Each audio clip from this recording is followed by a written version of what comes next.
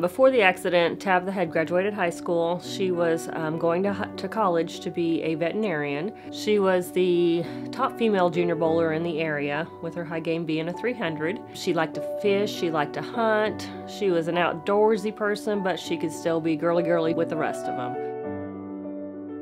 She was fun, still full of life, knew what she wanted to do in life, and she would do everything she could to get there. You know, we're sisters. We fought growing up.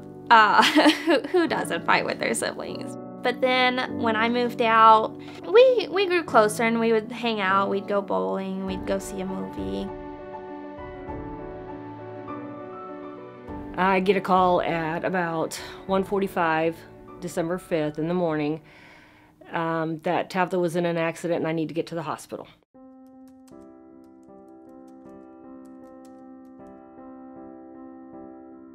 Her and some friends had gone out bowling, and they were on their way home that night. She was sitting as the passenger in her own car, and she took the full impact of this Ford F-150.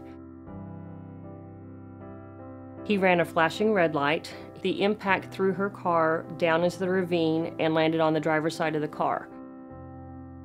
Everything going through my mind, is she going to be okay? How bad is this? I'm thinking maybe a broken arm or something like that. But I know I couldn't think straight, and I remember Devin saying, "Mom, let's just go." I get to the hospital and called her dad, I called her sister, and said, "I don't know what happened. Tabitha's been in an accident. They've not told me anything. You might want to come." We walked in, she was cut up still. They hadn't cleaned her. She had blood all over her face, all over her clothes.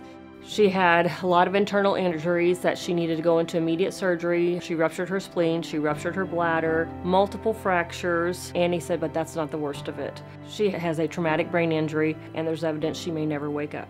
My girls broke down, and I remember thinking, I have to be strong for them. We're all sitting in the waiting room while Tabitha was in emergency surgery, and we got a police phone call, and they confirmed that it was a drunk driver. It was tough. You know, it was tough to see her the way she was, a machine breathing for her, and that this was totally preventable.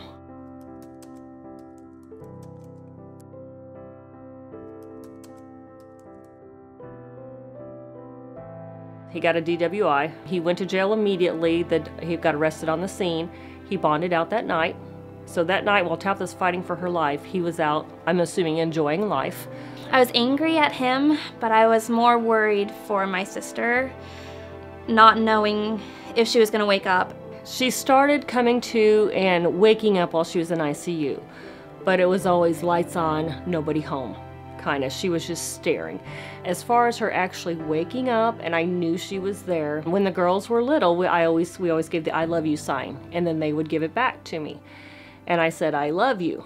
I'll see you in the morning, you know. And she comes up with her left hand and she does the best she can and gives me the I love you. And that was on the 27th day. I knew that right then everything was going to be okay. That was the day I knew she was in there. We spent almost a total of 4 months in the hospital.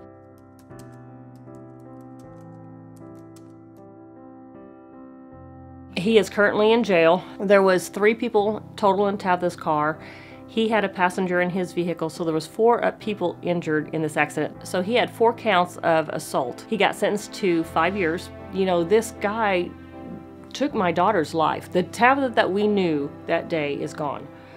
This is the new Tabitha. She is totally dependent on somebody for everything. She cannot walk, she cannot talk properly, she has a feeding tube. We had to teach her everything. We had to teach her how to eat again. We had to teach her how to swallow. You know, I mean, she was like a 18, 19-year-old newborn. She needs lifelong therapy. So we were just going to kind of wing it and go wherever the services are provided. At home, we still have to do a daily program with her just to maintain what she's gained. I am a part-time caretaker for Tabitha. I come in the mornings about 6:30, and I get Tabitha ready, give her a shower, get her dressed, feed her breakfast, do therapies if we have time. That way Mom can focus on herself, get herself ready for work. On days that I have off completely, I'll stay at home with her. This is a lifelong sentence for Tabitha. She will never be 100%. We are aware of that. Beforehand, she was gonna get married, she was gonna have kids, she was gonna be a veterinarian, she was gonna live a normal life. And now she's totally dependent on everybody else. She just loves animals, and to not be able to follow her dream of becoming a veterinarian, it's heartbreaking. I don't know. I mean, her goals right now are to walk and talk. Her goals have totally changed.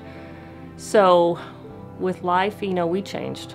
My sister's life was changed forever, so you don't want to be the drunk driver who changes someone else's life, and you really need to watch out for drunk drivers. It's not an accident. This was totally preventable. Please don't drink and drive. It doesn't just change the victim, it changes the whole family. So what would your message be to the teens who watch this video?